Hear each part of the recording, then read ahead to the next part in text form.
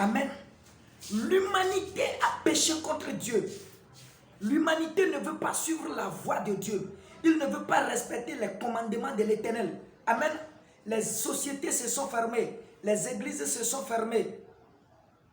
Les entreprises se sont fermées. Les aéroports se sont fermés. Les frontières se sont fermées. Amen. Les écoles se sont fermées. Les grands assemblées se sont fermées. Écoutez-moi très bien. Quand dans vos entreprises, vous ne voulez pas de Dieu. Quand dans vos écoles, vous ne voulez pas de Dieu. Quand dans vos églises, même il y a certaines églises dans lesquelles on ne veut pas rester sur la voie de l'Éternel. Amen. Je ne sais pas si vous me comprenez. Je suis ici pour vous apporter une vérité très capitale dans le Seigneur. Je disais que la maladie coronavirus, c'est une maladie de la sorcellerie. Amen. Et je vous avais fait la fois dernière le détail. C'est une maladie de la sorcellerie. Mais quand le monde des ténèbres a établi cette maladie avant d'envoyer ça dans le monde, c'est Dieu qui va accepter d'abord. Pourquoi Dieu va accepter que cette maladie de pandémie ne vienne? Amen. Est-ce que quelqu'un me suit?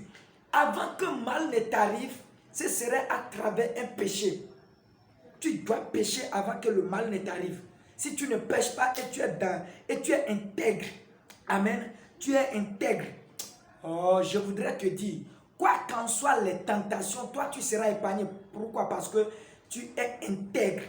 Aujourd'hui, pourquoi le mal est en train d'arriver à l'humanité? L'humanité a péché contre Dieu. Et je voudrais te dire que le péché est la porte d'entrée de l'ennemi. Le péché est la porte d'entrée des difficultés. Le péché est la porte d'entrée des maladies. Le péché est la porte d'entrée des soucis. Amen.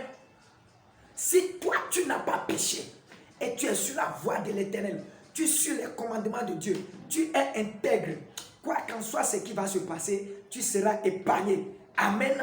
Quand vous allez rentrer dans les pays extérieurs, ils sont en train de coucher. Les hommes couchent avec les hommes. Les femmes couchent avec les femmes. Amen. Ils sont en train de commettre des erreurs graves. Ils sont en train de commettre des péchés très graves.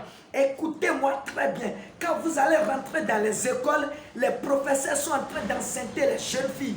Oh!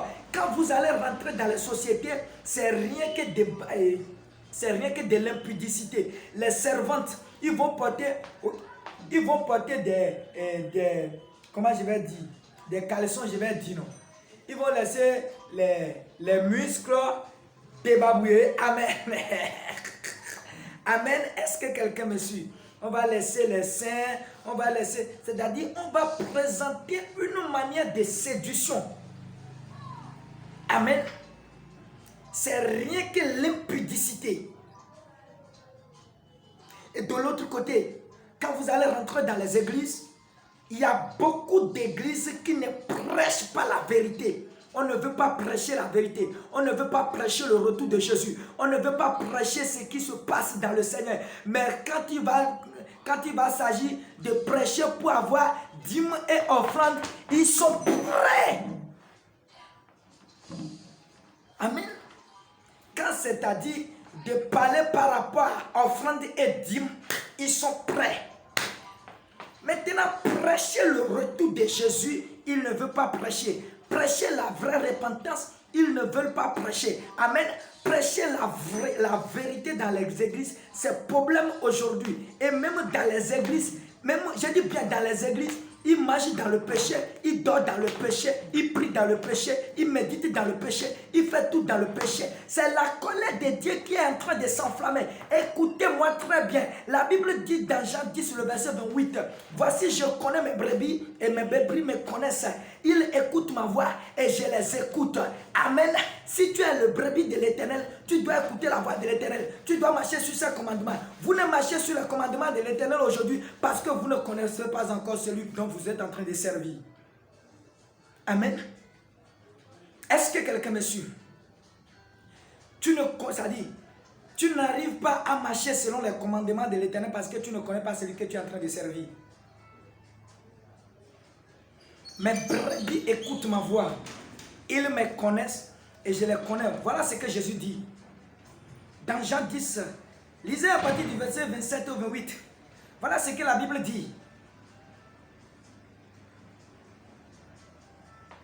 L'humanité a péché contre Dieu.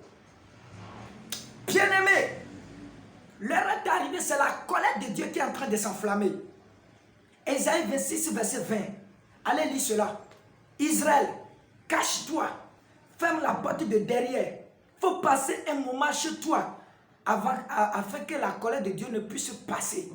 Donc la maladie coronavirus, dont on dit la pandémie, on dit la maladie épidémique, c'est la colère de Dieu qui est en train de s'enflammer contre l'humanité. Vous allez voir ceux qui demeurent dans le Seigneur et qui sont intègres dans le Seigneur, quoi qu'en soit ce qui va se passer, ils ne seront jamais atteints de cette maladie.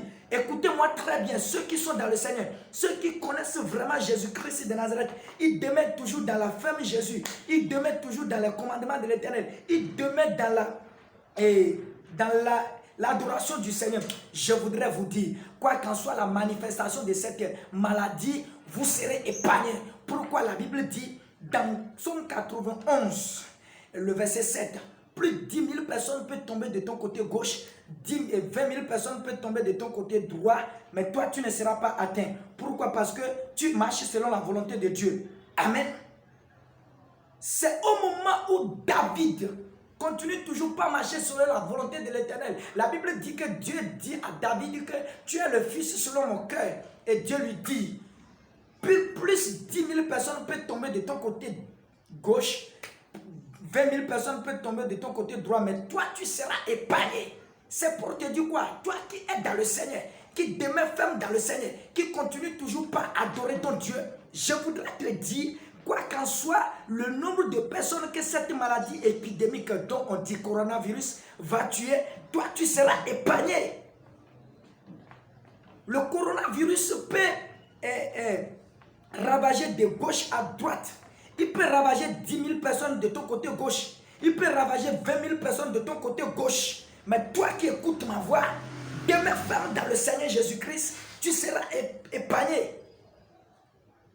Dis avec moi, toi coronavirus, je n'ai pas à traiter avec toi. Allez, dégage. Dégage.